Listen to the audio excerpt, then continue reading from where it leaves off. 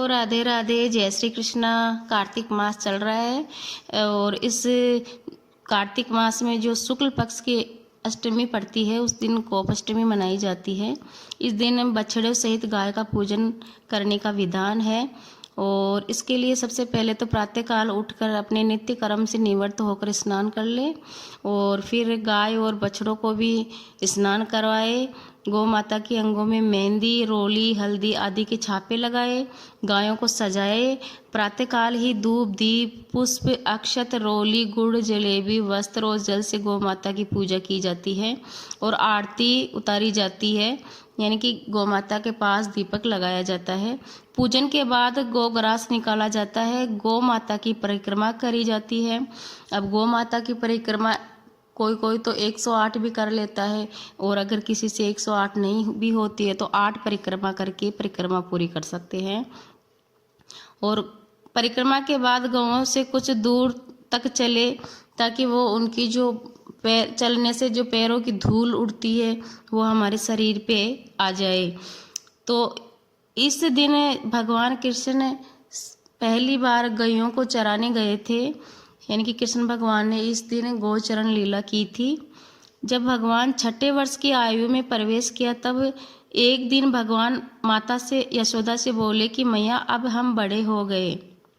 तो मैया बोली, अच्छा लला, अब तुम बड़े हो गए तो बताओ क्या करें। भगवान ने कहा कि अब हम बछड़े चराने नहीं जाएंगे, अब हम गाय चराने जाएंगे, क्योंकि भगवान पहले छोटे थे तो वो उन गायों के बछड़े चराने जाते थे और अब जब वो थोड़े बड़े हो गए तो बोले कि हम गाय चराने जाएंगे। मैया ने कहा ठीक है, बाबा से पूछ लेना। मैया के इतना कहते ही झट से भगवान नंद बाबा से पूछने पहुंच गए। बाबा ने कहा, लाला अभी तू बहुत छोटा है, अभी तुम बछड़े ही चराओ। भगवान ने कहा, बाबा मैं अब बछड़े नहीं चराऊंगा, अब मैं गाय चराऊंगा। जब भगवान नहीं माने तो बाबा बोले, ठीक है लाला, तू पंडित जी को बुला ला, वह गोचरण का मुहूर्त देख कर बता देंगे। बाबा की बात सुनकर भगवान झट से पंडित के पास पहुंचे और बोले, पंडित जी आपको बाबा ने बुलाया है, गोचरण का मुहूर्त देखना है। पंडित जी नंद बाबा के पास जा पहुंचे और बार बार पंचांग देखकर गणना करने लगे। तब नंद बाबा ने पूछा, पंडित जी क्या बात है, आप बार बार क्या गिन रहे हो। पंडित जी बोले, क्या बताए नंद बाबा जी, केवल आज का ही मुहूर्त निकल रहा है, इसके बाद तो 1 वर्ष तक कोई मुहूर्त नहीं है। पंडित जी की बात सुनकर नंद बाबा भगवान को गोचरण की स्वीकृति दे दी।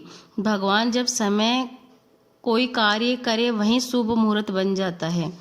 उसी दिन भगवान ने गोचरण आरंभ कर दिया, गैयों को चराना आरंभ कर दिया और वह शुभ तिथि ही कार्तिक मास में शुक्ल पक्ष की अष्टमी भगवान के गोचरण आरंभ करने के कारण यह तिथि गोपाष्टमी कहलाई। माता यशोदा ने अपने लल्ला के श्रृंगार किया और जैसे ही पैरों में जूतियां पहनने लगे तो लल्ला ने मना कर दिया। बोले, मैया यदि मैं जूतियां पहनूंगा तो गोए जूतियां नहीं पहनेंगी क्या, तो मैं कैसे पहन सकता हूँ। तो यदि पहना सकते हो तो उन सबको भी जूतियां पहना दो। तब यशोदा माँ ने कहा, लल्ला कोई गैया भी जूतियां पहनती है क्या। तब भगवान बोले कि मैया अगर गैया जूतियां नहीं पहनेंगी तो मैं भी जूतियां नहीं पहनूंगा।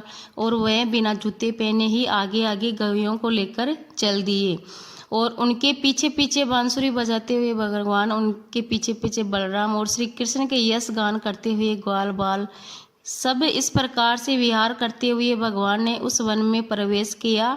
तब से भगवान की गोचरण लीला का आरंभ हुआ।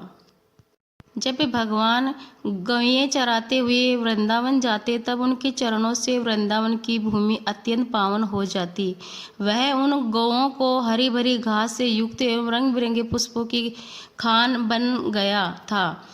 वृंदावन में ऐसे तो बहुत नदी के पास बसता है वृंदावन, वैसे तो बहुत सारी घास वास थी, लेकिन भगवान कृष्ण लीला करने के लिए उनको रंग बिरंगे फूलों के पास ले गए, हरी हरी घास के पास ले गए।